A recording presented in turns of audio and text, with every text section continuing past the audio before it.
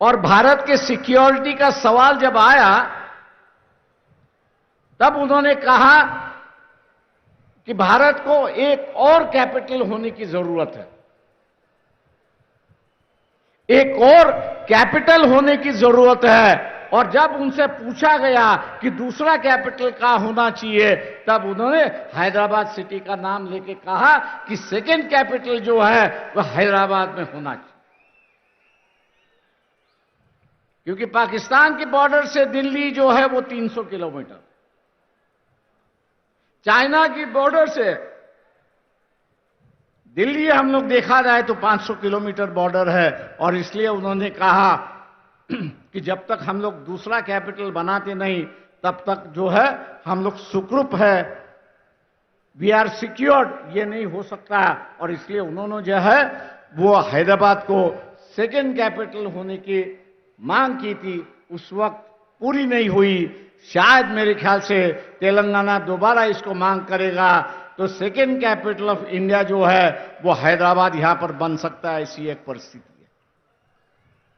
मैं एक आखिरी सवाल यहां पे कहूंगा, क्योंकि यह वो आज सबसे बड़ा इशू बन चुका है कि जिस पर राजनीतिक रोटियां सेकी जा रही है,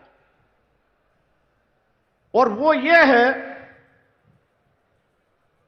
कि इस देश को धार्मिकता में हम लोग परिवर्तन करना चाहते हैं। इस देश को जो है हम लोग धार्मिकता में परिवर्तन करना चाहते हैं। 1938 में ही बाबा साहब ने किताब लिखी थी जिसका नाम था थॉट्स ऑन पाकिस्तान, जिसका नाम था थॉट्स ऑन पाकिस्तान। आज दोबारा पढ़ लीजिए।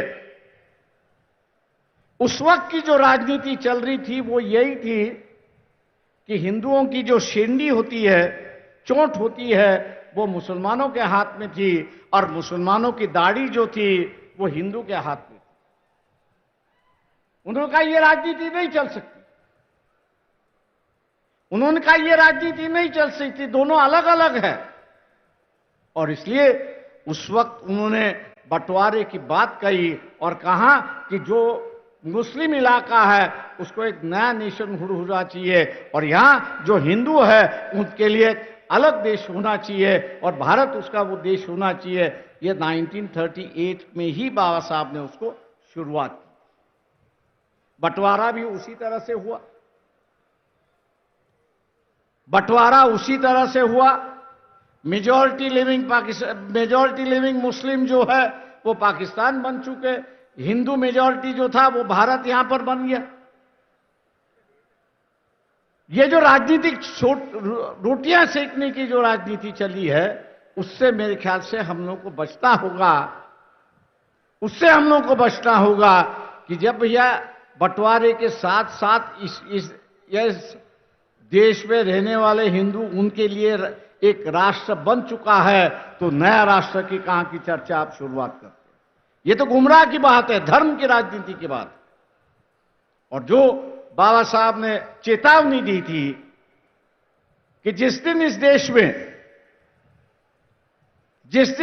में धर्म और जात की राजनीति शुरुआत होगी,